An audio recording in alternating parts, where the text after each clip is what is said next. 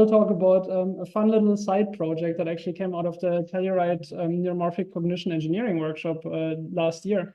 And the project is, like, I call it TickTockTokens. The name comes actually from ChatGPT. So does the artwork here. It's generated art, and I think it captures the idea very well. So you can think about what I'm going to talk about for a bit.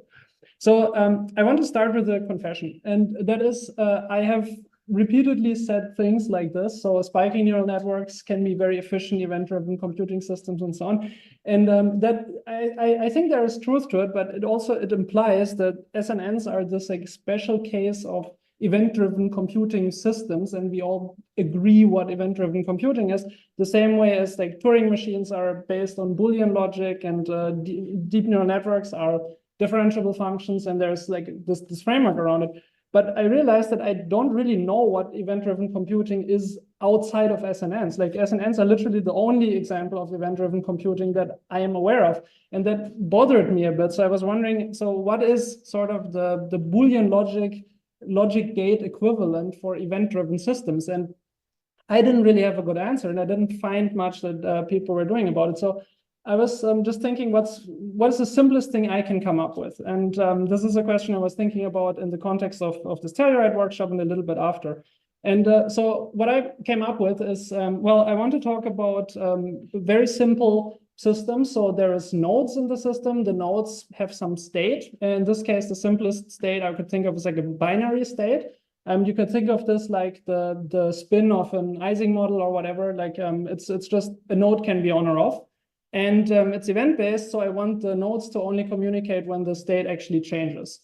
So that is where I would see an event, like it's a message that just signals that something happens. It's just an ID being transmitted at a specific point in time.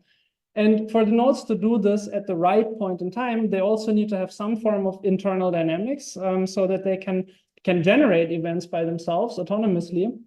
And that also requires some form of like internal hidden state in addition to this visible binary state. And to anticipate the conclusion a little bit here, so what I'll try to show you is, I think you can build this fairly simply if you just say the hidden state of each of these nodes is like it's two numbers, two natural numbers that are just counters, and one real number, which is a timer. And I will try to explain how this could work. So let's imagine a system that has 6 nodes, and here's 5 of them. They're inputs, and we are trying to figure out what the 6th node in this system should do. These here are the binary states of these 5 neighboring nodes that we're interested in. And we want the 6th node down here, the labeled F here. Let me point on the laser pointer here. We want this node here to do something interesting. And so what we could say, for example, is we want this node to turn on if all of these other nodes, A, B, C, D, these 4 here, are on at the same time. And so we could write this as some linear expression here. So we sum the state of all of these nodes, and if it exceeds some threshold, then we want to turn on. And in general, you could write this as like some linear equation here with a threshold here that depends on the state of the neighboring nodes.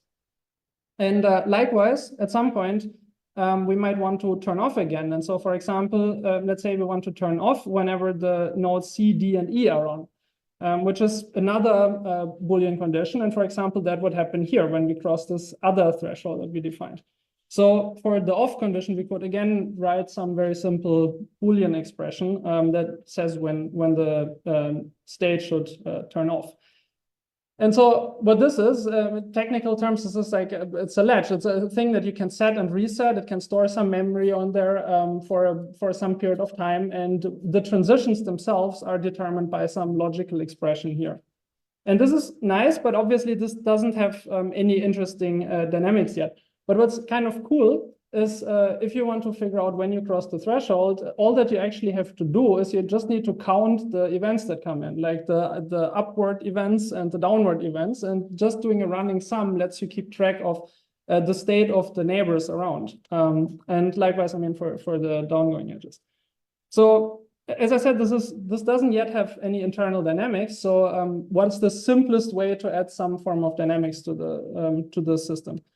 And I'm thinking probably the simplest I can think of is to just give this thing an internal timer. So whenever the node here turns on, it triggers a timer. So some state variable goes up, and then it continuously goes down until it hits 0, at which point you turn off again. So now this is a countdown timer. The time here when the node turns off now is autonomous in the sense that we don't need an input event at precisely this time. So a node like this can generate events, like the off events, at times where there is no input. And in technical terms, this is just, it's an asynchronous monoflop. So monoflop is just a pulse generator that has a reset. So you can also manually reset it. And I'm thinking that if you just have this and you wire a bunch of these together, you can build pretty much arbitrary event-driven systems out of them. And I think that's kind of neat. So to give an example of what this looks like, there's now a couple of animations here. I hope they work. Yes. So you see one node here that receives one of these incoming pulses, which is represented by these two arrows. So there's an on and an off arrow. And as you can see, when these arrows arrive at the node, they increment some green counter here in the node that tracks like how many incoming events there are and turns the node on for some period of time. And once the timer runs out, that's the blue line here, the node turns off and sends out its own off event.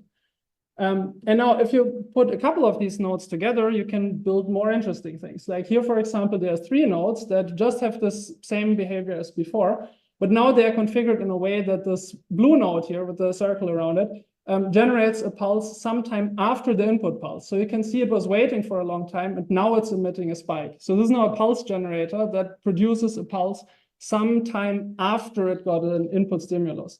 And you can think about how you can put these things together to build more and more complicated structures. Like here, for example, I just put 2 of these pulse generators in like a sort of cross-coupled configuration. And so they trigger each other. And now this is an oscillator that can just oscillate back and forth. And this also serves as a memory because this will keep oscillating until you basically turn it off by inhibiting it. And this is what's happening here. So I'm blocking one of the nodes, which forces this oscillator to turn off at some point. And maybe a slightly more practical example here is something that actually got me interested in this. It's like here I was trying to model the behavior of a very, very simplified 2-compartment neuron model. So there's like these 4 circles on the left side. They are like synaptic EPSPs. And then the 2 blue circles up there are like a dendritic and the somatic compartment of the neuron. And it's doing complicated stuff. I don't have time to really go into that. But I was just doing this as a proof of concept to see like, yeah, actually you can build more complicated event-driven systems out of these very simple building blocks. And so, yeah, this is a picture, like this is this is more of a neuroscience thing that we were doing some time ago. But this was a very simple model that was trying to model the interactions between dendrites. And actually all that it needed was this sort of dynamics inside. So to just recap what this is, so the model here is, it's very simple. It's just the node can turn off and on. There is Boolean expressions for both of these. And if you just have one hidden layer of these nodes, you can build arbitrarily complex Boolean expressions for that. And I have a little bit of a derivation for this in the corresponding paper here at NICE. So the reason I found this interesting is like you could easily build something like this. I'm pretty sure you could build a very nice efficient analog circuit to do this. I went a slightly different direction at Telluride. Because Jason, I'm not sure if he's still in the room here, but he was running a very nice project there called the Tiny Neuromorphic Tapeout, which is part of the Tiny Tapeout project, where people could submit their own little circuit ideas and just have it fabricated on, I think 130 nanometer Skywater process for very cheap. And so I basically wrote this down as Verilog. It's not very complicated. This is kind of a schematic representation of that. And I submitted it to Tiny Tapeout. I was hoping to get it back before NICE, but that was too optimistic. Hopefully, we will get it back in hardware in June. So maybe in time for the next Telluride workshop. But it was an interesting experience. I would highly recommend it to anyone who wants to get their hands dirty on hardware and hasn't done that yet. The Tiny Tapeout is actually a very nice way to try this out for yourself. I'm not sure if it's particularly efficient, and I'm not really sure yet how much of this area is really needed, but it was a nice experience. So my key takeaways, I will not try to convince you that you really should build everything out of monoflops. But I found it interesting just to think about that if you want to model discrete states, then event-based computing means you transmit the state changes as events. And this is an idea that came up in a couple of talks before about delta networks. And I think Shichi and others were alluding to this. And I think this is a very powerful idea for neuromorphic computing. And another thing, this is like what I thought about is a lot is a leaf neuron really enough, like leak integrated fire dynamics? And I feel it's almost there, but it has trouble with this autonomous dynamics part, where you want to generate a spike at an arbitrary time, even if there's no input. And this is a very simple way to kind of fix this. There are other ways how you could do this too. I think it might be interesting to have like rebound spikes, like inhibition turning off and then triggering a spike in a neuron. Maybe you can build the same sort of dynamics just using a couple of neurons with different time constants or different time constants in the same neuron. There are endless ideas.